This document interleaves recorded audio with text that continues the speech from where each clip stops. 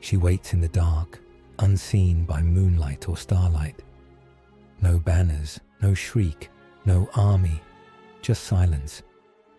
A shadow with fangs, a hunger older than memory coiled in the forgotten places of the world.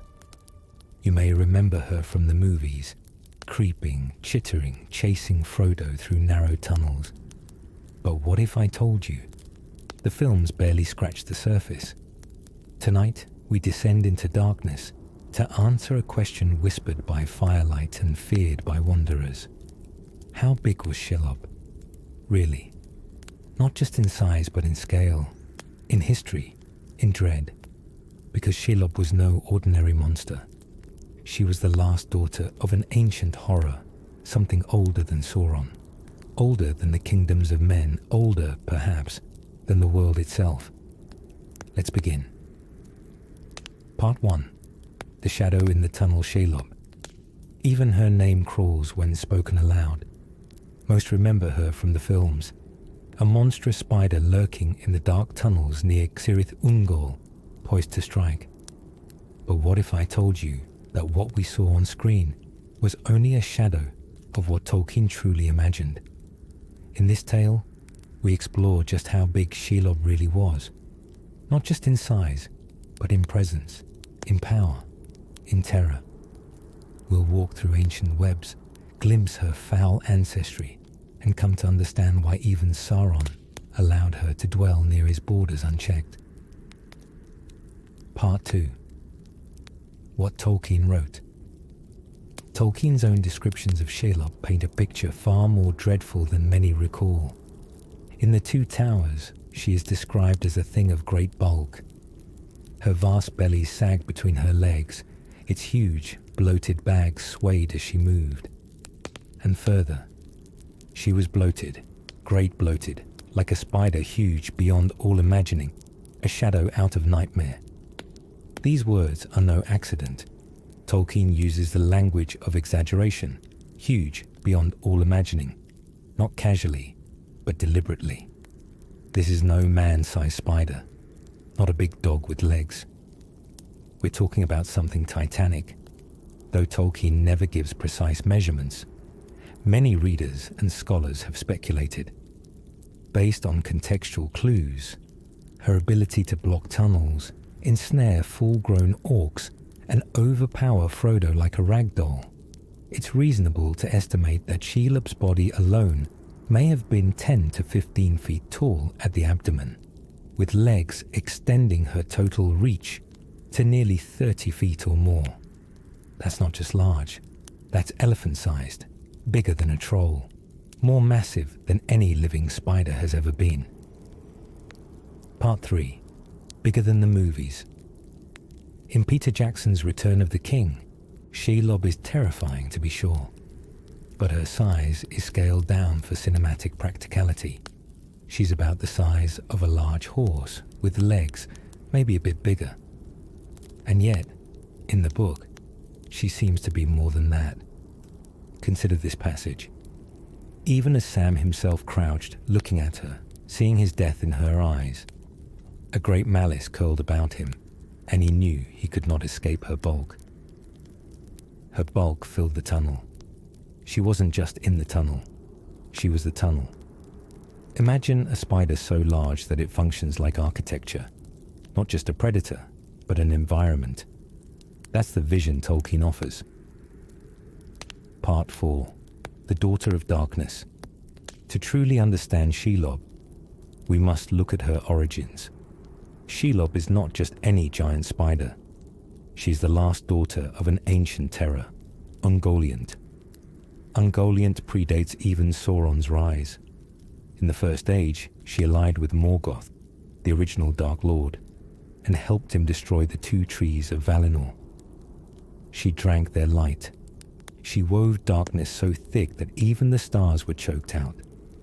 Ungoliant was a being of hunger, insatiable, formless, growing ever larger the more she consumed.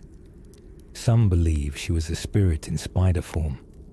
Others think she came from outside the world entirely, a being of primordial chaos. When Morgoth betrayed her, Ungoliant nearly devoured him. Only the Balrogs drove her off. And into this legacy, Shelob was born, not from evil alone, but from something more ancient and terrifying, hunger given shape. Part 5.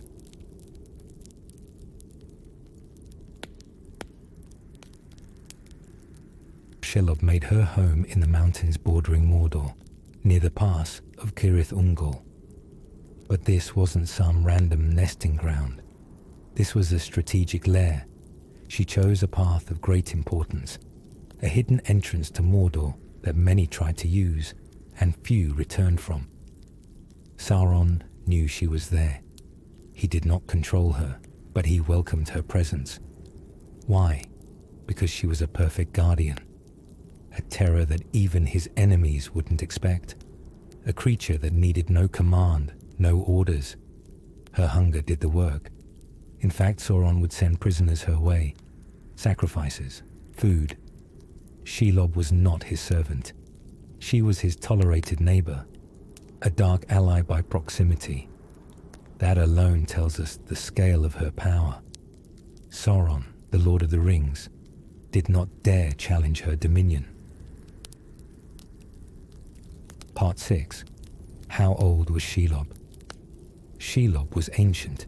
She had dwelled in her mountain lair since the Second Age, or earlier. She was already old when Sauron returned to Mordor. She watched kingdoms rise and fall. She saw Numenor drown beneath the sea. She was old when Isildur took the ring. And still she waited, patient and ravenous. Tolkien describes her as an evil thing in spider form, older than Sauron. That's no small claim.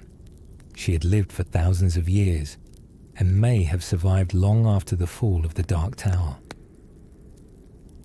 Part 7. Was she sentient?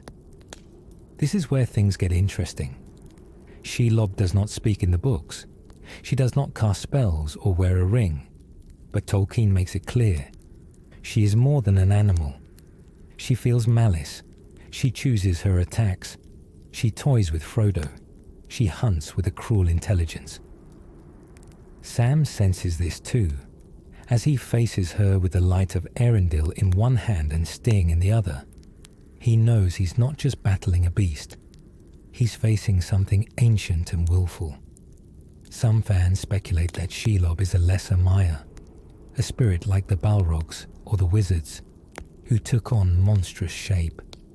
Tolkien never confirms this, but he leaves the possibility open. What matters is this: Shelob is not mindless. Her darkness is deep and deliberate. She is a predator in body and soul. Part 8. The final confrontation. Shelob nearly wins. She stabs Frodo, paralyzes him, wraps him in her web. Sam believes Frodo is dead. She nearly completes the task the Witch King could not. Think about that. And it's only through Sam's bravery, his unexpected strength and desperation, that she is driven off. But even then, she is not killed. Sam wounds her terribly, yes. But Tolkien writes that she crawled back into her lair, broken and blind, but not dead. And so her fate remains uncertain. Like so many ancient things in Middle-earth, she vanishes back into the dark, waiting. Part 9. So, how big was she really? Let's bring it back. Was Shelob bigger than the films suggest? Absolutely. Tolkien's language, bloated, huge beyond all imagining, vast belly, filling the tunnel, is not the language of a horse-sized monster. It's the language of something immense. Her legs likely spanned 30 to 40 feet across. Her abdomen alone may have stood as tall as a troll.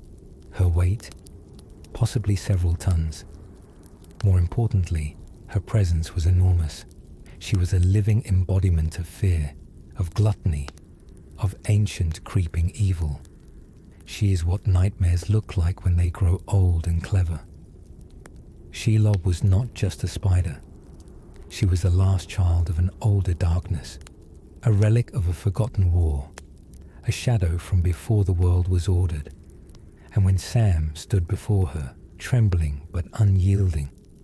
It wasn't just a victory over a monster. It was a victory over something much older, despair itself. That's how big she really was.